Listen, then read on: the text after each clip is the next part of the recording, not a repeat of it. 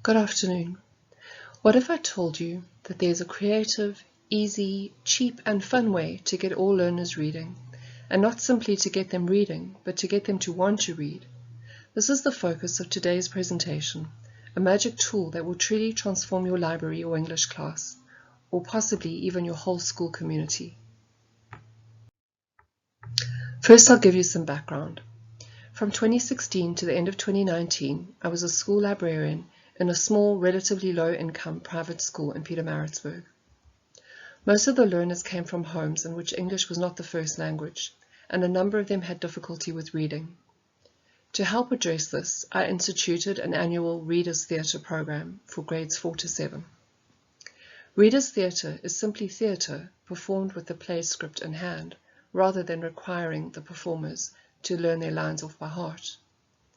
The success of this program astounded me as I witnessed learners' reading proficiency improve day by day. I thus decided to research the Readers Theatre approach, which, outside the United States, appears little known. Through my research, as well as my practical experience, I began to realize the real potential for Readers Theatre to significantly impact learners' experiences of reading.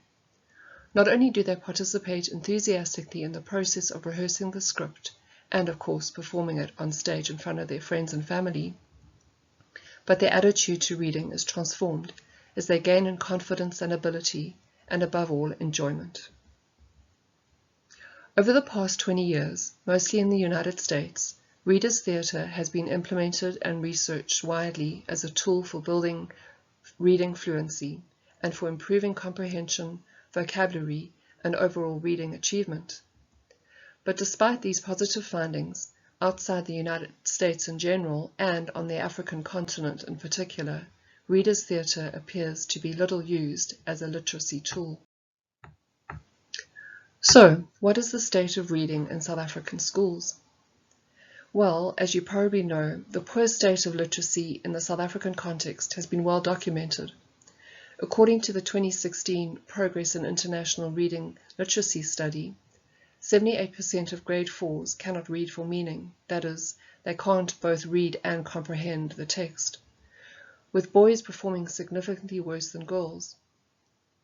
The situation is compounded by the chronic shortage of books in schools and homes, since these are costly items. Only 17% of schools have functioning libraries, while 78% of adults don't see themselves as readers and therefore do not keep books in their homes. That this needs to be urgently addressed is obvious, especially in the light of sustained findings from research showing that people's income, employment, education, and health status are closely linked to their literacy and other cognitive skills. It's further clear that, in addition to lacking reading skills, learners are often not interested in reading or are intimidated by practicing reading. Getting reluctant learners to engage in reading requires motivation. They have to want to read. And the level of learners' motivation directly relates to the following three factors. First, increasing learners' self-efficacy or confidence in their own ability to read. Second, satisfying internal drivers such as personal interests and goals. And third, meeting external drivers such as being productive members of a team. Each of these motivating factors is organically provided for in Readers Theatre. We'll return to this point shortly. We can now pose the question, how can Readers Theatre work in our schools? Developing solid reading, writing, speaking, listening, and language skills are the key to successful learning. And, as Julie Friedman, an American children's literature consultant, says, Readers Theatre is the closest thing to a silver bullet that we have to make that happen. It's so ridiculously easy to implement, it's a wonder it hasn't become part of every classroom's curriculum. The clever part is that children don't realize they're doing something that's good for them. To be fluent in reading, a number of elements are required. First, word recognition accuracy, or the basic ability to combine letters into a word or to decode without error. Second, automaticity, or the ability to read words quickly and smoothly so that the focus falls not on identifying the word, but on comprehension of the text, which of course is the main goal of reading. And third, prosody, or the ability to read in an expressive way appropriate to the meaning of the text. However, mastery of these three elements can only be attained with extensive reading practice, something which is notoriously difficult to get learners to engage in. And this is where Readers' Theatre works its magic. Learners gladly participate in multiple readings of the play script, since they are motivated by their growing self-confidence as readers, as well as personally or internally, and as a class or externally, by their excitement at the pending performance of the play. And because of the ongoing reading and rereading of a play script during rehearsals, all three elements of reading fluency, that is, word recognition accuracy, automaticity, and prosody, can therefore also be easily and enjoyably mastered over the weeks or months of rehearsals leading up to a performance. Learners develop high-level skills as they have to read for meaning or comprehension in order to come to understand and expressively convey the character they are playing, as well as that character's relationship with the other characters, while also grasping the play's plot, theme, and its historical and cultural or geographical setting. Furthermore, a number of studies have pointed to the social and emotional benefits of readers' theatre for promoting cooperation, especially among learners with behavioral difficulties. There is in addition the possibility for further spin-off benefits, such as providing curricular support by producing performances of set works. How do I know this works? Well, I've witnessed it firsthand. I saw Spiro, a grade 7 learner who was really reluctant to read out loud and very hesitant in regard to comprehension of the play script, but who by the end of rehearsals was able to pronounce and understand complex vocabulary and to expressively convey his lines in a long, nuanced script of over 50 pages. I also saw Siamtanda, a learner who never wanted to check any book out of the library, who eventually could not get enough of reading and rereading the play script, and who overcame her block against reading books. And I saw two learners, Simpiwe and Tabo, who were very disruptive and naughty, to the point that I told them that I would have to cut them out of the play. After a heart-to-heart with them about why I really wanted them to take part, and about how their behavior was affecting the whole cast, they became two of the most cooperative and team-oriented learners in the class. These are just a few examples of the transformation that took place before my eyes during the 12 Readers' Theatre productions that I've carried out thus far.